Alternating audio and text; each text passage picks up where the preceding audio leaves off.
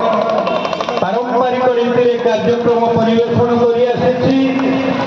ତେଣୁ ସକାଳ 6 ଘଟିକାରୁ ମା ଓଳାଶୁଣୀ ପୀଠ ବାବା ମହାସମାଧି ମନ୍ଦିର ପୀଠ ଏବଂ ବଡ଼ଦାଣ୍ଡରେ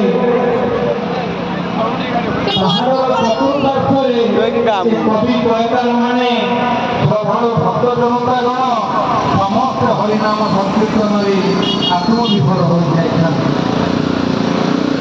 ମଝିଆ ତ୍ୟାଗ କରଠାରୁ ହାତ ଯୋଡ଼ି ପ୍ରଣାମ କରି ସମସ୍ତେ ପ୍ରଭୁଙ୍କର ଶରଣାପନ୍ନ ହୋଇ ସେ ଦିବକୃପା ଲାଭ କରିବା ପାଇଁ ମନ ଭିତରେ ବ୍ୟାକୁଳତା ପୋଷଣ କରି ଧାଇଁ ଆସିଛନ୍ତି ସ୍ୱର୍ଗ ରଚିତଙ୍କ ମହାସମାଧି ପୀଠ।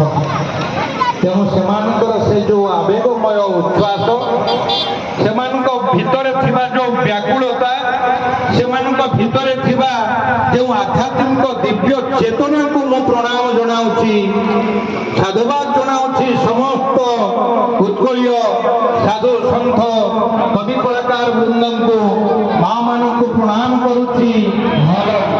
କାରଣ ମା ମାନେ ନିଜ ଗୃହ କର୍ମକୁ ପରିତ୍ୟାଗ କରି ଶହ ଶହ ସଂଖ୍ୟାରେ ଧାଇଁ ଆସିଛନ୍ତି କଳାକାର ଓଡ଼ିଶା ମଞ୍ଚରେ ନାମ ସଂକୀର୍ତ୍ତନଙ୍କ ଗହଣରେ, ଭାଇମାନଙ୍କ ଗହଣରେ, କଳାକାର ବୃନ୍ଦଙ୍କ ଗହଣରେ,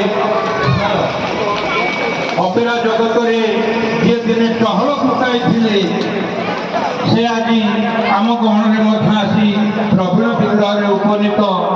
ହରିନାମ ସଂକୀର୍ତ୍ତନରେ ସନ୍ଥ